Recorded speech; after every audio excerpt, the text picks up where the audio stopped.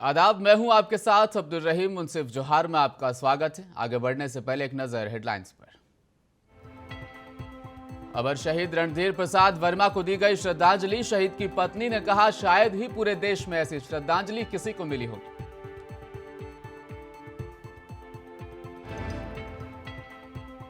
धनबाद में मिलावटी दूध बेचे जाने का मामला। एनएचआरसी ने राज्य सरकार और पुलिस को जारी किया नोटिस, मांगा जवाब।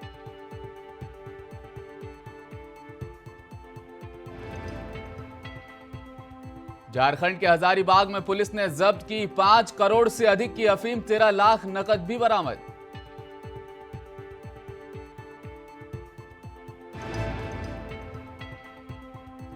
ओडिशा में 5 जनवरी को मिलेगा दुनिया का सबसे बड़ा हॉकी स्टेडियम। झारखंड और ओडिशा के बीच खेला जाएगा पहला यादगार मैच।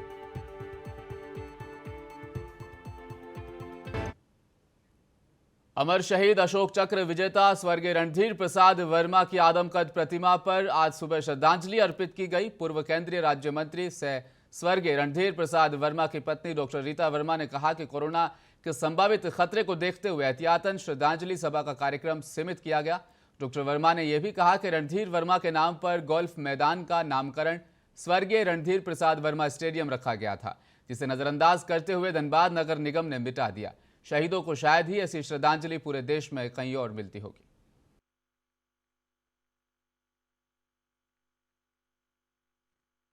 रणधीर जी के बारे में तो आप लोगों को जितना भी बताना था शायद मैं बता ही चुकी हूँ, लेकिन 2 नई डेवलपमेंट्स हुई हैं। एक तो हैदराबाद में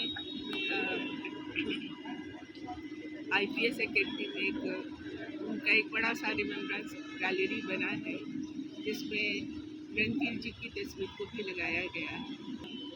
और दूसरा कि हमारा जो अपना रणधीर वर्मा स्टेडियम है, वहाँ से रणधीर जी का नाम ही साफ कर दिया गया है।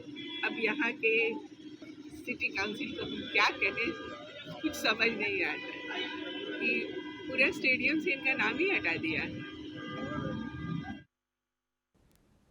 कागजों पर पाकुड़ को स्वच्छ दिखाया जा रहा है, जमीनी हकीकत कुछ और ही बयान करती है। पाकुड़ नगर में घरों से निकलने वाले पानी की निकासी नहीं होने के कारण 15 नंबर वार्ड में जगह जगह गंदा पानी भरा हुआ है।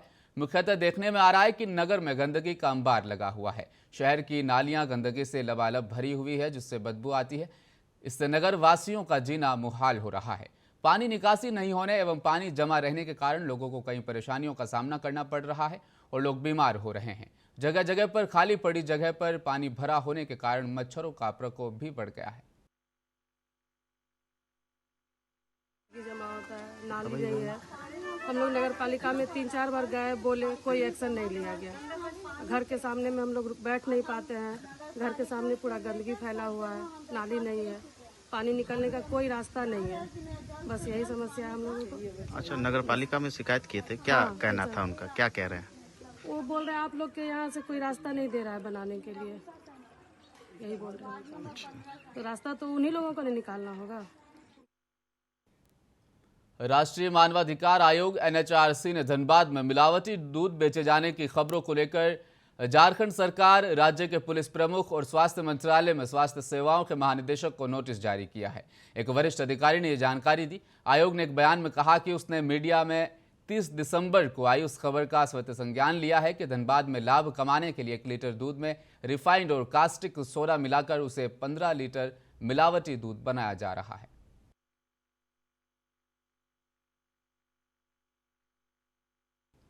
धनबाद के बरटांड स्थित एशियन जालान अस्पताल में मंगलवार की सुबह एक मरीज की मौत के बाद परिजनों ने जमकर हंगामा किया। हंगामे की सूचना पर पुलिस पहुंची और परिजनों को समझाकर शांत कराया गया।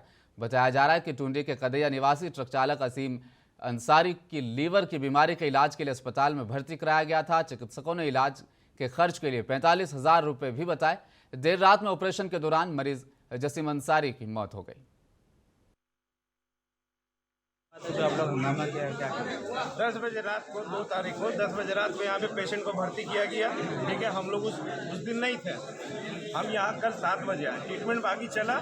5 बजे शाम में ऑपरेशन थिएटर में मरीज को हिलाया गया। ठीक है, मरीज जब ऑपरेशन थिएटर में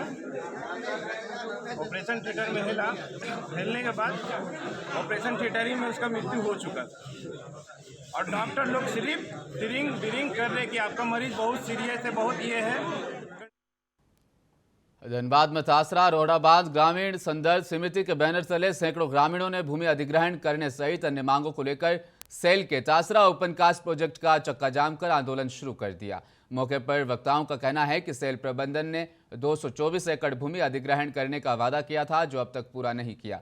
वहीं प्रोजेक्ट से महज 50 फीट की दूरी पर ग्रामीणों के घर है और वहां दुर्गा मंदिर भी है और इस प्रोजेक्ट में हैवी ब्लास्टिंग के कारण जमीन में दरार पड़नी शुरू हो गई है। ओपन कास्ट यहाँ सेल तो हमेशा यहाँ का ग्रामीण को छलने का काम किया है। 50 मीटर पे गांव घर सब पड़ा हुआ है और इतना हेवी ब्लास्टिंग कि कुछ कहना नहीं। बगल में हरिजन टोला है जो मट्टी का है और आपका टाली खपरा का घर है। डेली ब्लास्टिंग में उसका घर का कभी खपरा गिर रहा है, कभी टाली गिर रहा है, कभी बांस गिर रहा है और उस चीज़ का कोई सेल को मतलब नहीं है। 2015 से यहाँ का लोग को आज लेंगे कल लेंगे, काम शुरू करने दीजिए। एक बार ले आया लैंडको कंपनी, सिर्फ आपका कहाँ सिर्फ कोयला चाहिए, किसी का घर टूटे कोई मतलब नहीं, घर धसे अभी चलिए। बीसीसीएल बरोरा एरिया 1 के एकीकृत मुराइडी कॉलियरी के मजदूरों ने सीकेयू के बैनर तले आज इनकम टैक्स कटौती को लेकर नुक्कड़ सभा का आयोजन किया। सभा के माध्यम से बीसीकेयू समर्थित बीसीसीएल श्रमिकों ने मुराइडी कोलियरी में कोल इंडिया प्रबंधन के प्रति जमकर प्रदर्शन किया। इस मौके पर यूनियन के केंद्रीय सचिव जेके झा ने कहा कि बीसीसीएल प्रबंधक मजदूरों के मासिक वेतन में से एक निश्चित टैक्स कटौती के नाम पर भारी मात्रा में कटौती कर रही है।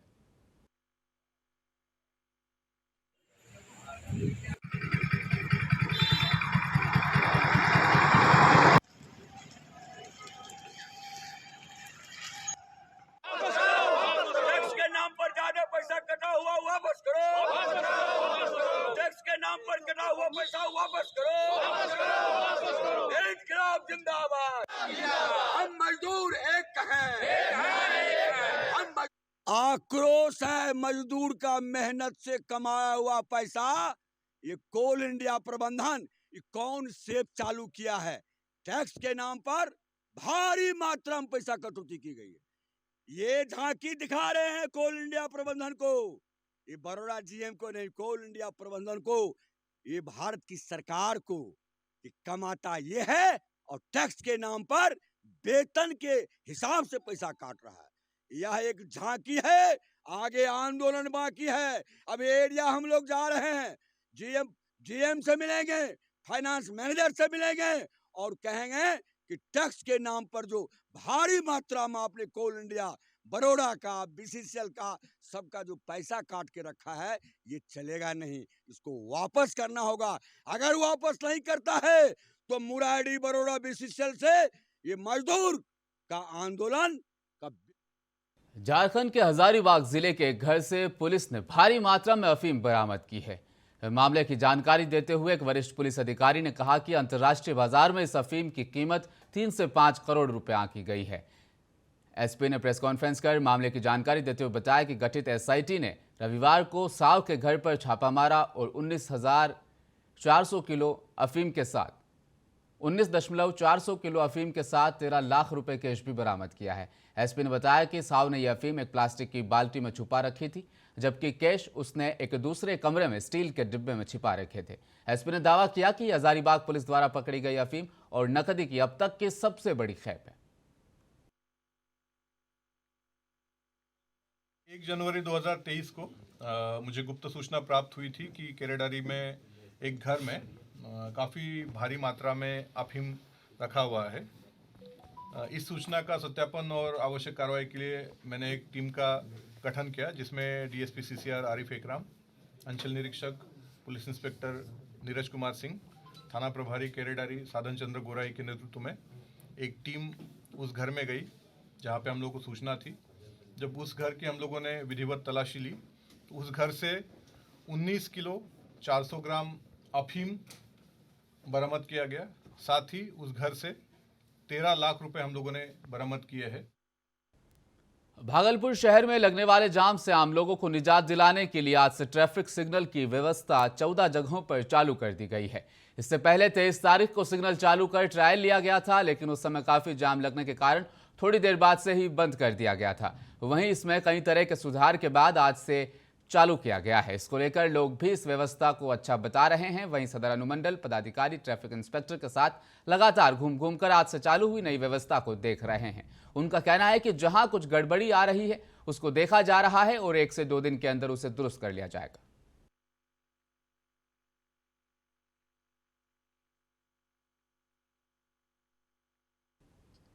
किशनगंज जिले के गलगलिया थाना क्षेत्र के नींबूगुड़ी पासवान टोला गांव में खनन माफियाओं का आतंक इतना है कि डर के साए में ग्रामीण जी रहे हैं। खनन माफियाओं का आतंक इतना कि दिन के उजाले में इंडो नेपाल अंतर्राष्ट्रीय सीमा पर अवस्थित नोमैंस लैंड पर अवैध खनन कर रहे हैं। वहीं सीमा पर सुरक्षा के लिए तैनात एसएसबी के जवान भी खनन माफिया के आगे चुप्पी साध रखे। इन माफियाओं को ना तो एसएसबी का डर है और ना ही जिला प्रशासन का। तभी तो वर्षों से अंतर्राष्ट्रीय सीमा पर जेसीबी एवं ट्रैक्टर के माध्यम से मिट्टी खनन का खेल जारी है। एक तरफ ये खनन माफिया बिहार सरकार के राजस्व को चूना लगा रहा है, तो वहीं दूसरी तरफ मिट्टी खनन के दौरान इस क्षेत्र में बड़े बड़े गड्ढे हो जाने से अंतर्राष्ट्रीय बॉर्डर का माहौल भी दिन ब दिन खतरे के साए में है। वार्ड नंबर 12 में तो मैंने निरीक्षण किया। अभी निरीक्षण के दौरान जो है ये पाया गया जो यहाँ लंबी अवधि से खनन हो रहा है, अवैध खनन मिट्टी बालू का। तो यहाँ अभी जो आ रहे हैं तो उसके तो कोई है नहीं, लेकिन अवैध खनन हो रहा है, यहाँ जारी है और आगे जो है जिलाधिकारी को प्रतिवेदित किया जाएगा और उनकी जानकारी मतलब दिया जाएगा और जैसा आदेश होगा उनका विधि सम्मत कार्रवाई की जाएगी। और संबंधित ये जो इलाका है सर, ये एकदम नेपाल से। पिछले 24 घंटे के दौरान झारखंड में सबसे कम न्यूनतम तापमान 10.5 डिग्री रिकॉर्ड दर्ज किया गया। वहीं राजधानी रांची में भी अधिकतम तापमान 22 डिग्री और न्यूनतम 11 डिग्री दर्ज किया गया है। आज राजधानी का अधिकतम तापमान 22 डिग्री और न्यूनतम 12 डिग्री सेल्सियस रहने की संभावना है। इसे ध्यान में रखते हुए आरा भोजपुर के जिलाधिकारी राजकुमार ने बढ़ती ठंड को देखते हुए आरा रेलवे स्टेशन पर सहित आदि जगहों पर जरूरतमंदों को कंबल वितरण किया। जिलाधिकारी ने बताया कि संपूर्ण जिले में और बिहार में ठंड को देखते हुए कंबल वितरण एवं अलाव की व्यवस्था की जा रही है। नहीं, देखिए, सामाजिक सुरक्षा जो समाज कल्याण विभाग का निदेशालय है उसके माध्यम से प्रत्येक जिले को राशि प्राप्त होती है और उस राशि के बिहार सरकार के जो राशि प्राप्त हुई है उसके माध्यम से कंबल क्रय किया गया और गरीब जरूरतमंद लोगों के बीच कंबल का वितरण पूरे जिले में किया जा रहा है, सभी अनुमंडलों में, सभी प्रखंडों में। अलाव की भी व्यवस्था है सर? पूरे शहर में सभी नगर पंचायतों में, गांव में अलाव की व्यवस्था की गई है और किसी भी व्यक्ति को ठंड से बचाव के लिए प्रशासन के द्वारा पूरी तत्परता बरती जा रही है। ठीक, रात के अंधेरे में आप निकले हुए हैं। नहीं, देखिए, सामाजिक सुरक्षा जो समाज कल्याण विभाग का निदेशालय है उसके माध्यम से प्रत्येक जिले को राशि प्राप्त होती है और उस राशि के बिहार सरकार के जो राशि प्राप्त हुई है उसके माध्यम से कंबल क्रय किया गया और गरीब जरूरतमंद लोगों के बीच कंबल का वितरण पूरे जिले में किया जा रहा है, सभी अनुमंडलों में, सभी प्रखंडों में। अलाव की भी व्यवस्था है सर? पूरे शहर में सभी नगर पंचायतों में, गांव में अलाव की व्यवस्था की गई है और किसी भी व्यक्ति को। भागलपुर का तिलकमांझी विश्वविद्यालय हमेशा किसी न किसी कारणों से सुर्खियों में रहता है। अब पार्ट 3 के छात्रों ने विश्वविद्यालय में जमकर हंगामा किया। साथ ही कुलपति व परीक्षा नियंत्रक से मिल अपनी समस्याओं को भी उनके सामने रखा। परीक्षा नियंत्रक अरुण कुमार और छात्र छात्राओं के बीच तू मैं की नौबत आ गई। दरअसल टीएमबीयू प्रशासन ने पार्ट 3 की परीक्षा के लिए डेटशीट जारी कर दी है। 19 जनवरी से परीक्षा होनी है। छात्र छात्राओं का कहना है कि उनका सिलेबस अब तक पूरा नहीं हो सका है। प्रोफेसर एक टॉपिक समझाने में 1 सप्ताह लगाते हैं, 4 दिन में एक सब्जेक्ट कैसे पूरा करेंगे। परीक्षा की तिथि बढ़ाने की मांग करते हैं। अचानक ही आ गया है जो कि अभी ये 19 जनवरी से है। हम लोग का सिलेबस बिल्कुल भी कंप्लीट नहीं हुआ है। अभी कॉलेज में सिर्फ 2 सब्जेक्ट हम लोग का पढ़ाया जा रहा है, जिसमें से 2 पेपर अभी बिल्कुल भी टच नहीं हुआ है। अगर ये एग्ज़ाम 19 जनवरी को होता है तो हम लोग पर पेपर 4 दिन बचता है, जिसमें से अगर प्रोफेसर ही सिर्फ एक टॉपिक समझाने में पूरा एक वीक लगा देते हैं, तो हम लोग एक सब्जेक्ट 4 दिन में कैसे कंप्लीट करेंगे। इसीलिए हम लोगों का मांग है कि कम से कम 1 महीना हम लोग का एग्जाम का डेट बढ़ाया जाए।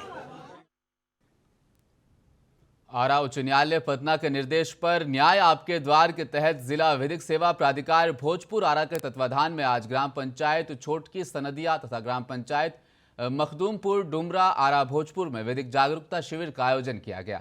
इस अवसर पर जिला विधिक सेवा प्राधिकार के सचिव सह अपर जिला एवं सत्र न्यायाधीश मिथिलेश कुमार ने उपस्थित लोगों को बताया कि गांव स्तर पर छोटे छोटे मुकदमों को आपस में समझौते के आधार पर ही खत्म किया जा सकता है। केस के हिसाब से पुलिस कितने दिन तक जांच कर सकती है?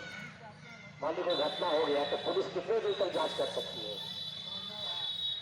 जो बड़ा केस होता है, जैसे हत्या अपहरण का केस हो गया, तो 3 महीना में पुलिस को जांच करना होता है, 3 महीना में रिपोर्ट सबमिट कर देना होता है। और जो छोटे केस होते हैं उसमें 60 दिन में, 2 महीने में उसको जांच कर देना होता है। अब मान लिया कोई केस हो गया और व्यक्ति पकड़ा गया, पुलिस पकड़ गई और वो जेल गए, तो अगर वो 3 महीना में जांच पूरा नहीं हुआ या 2 महीना में जांच पूरा नहीं हुआ, तो उस व्यक्ति को। और आखिर में एक बार फिर नजर डालेंगे हेडलाइंस पर। अमर शहीद रणधीर प्रसाद वर्मा को दी गई श्रद्धांजलि। शहीद की पत्नी ने कहा, शायद ही पूरे देश में ऐसी श्रद्धांजलि किसी को मिली होगी।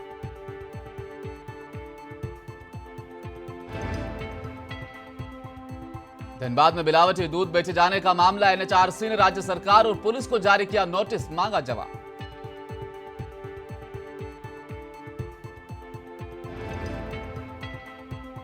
झारखंड के हजारीबाग में पुलिस ने जब्त की 5 करोड़ से अधिक की अफीम, 13 लाख कैश भी बरामद।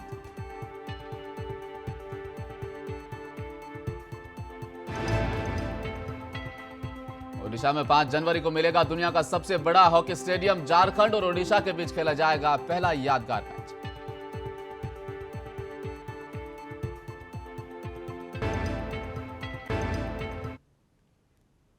मुंसिफ जोहार में फिलहाल इतना ही।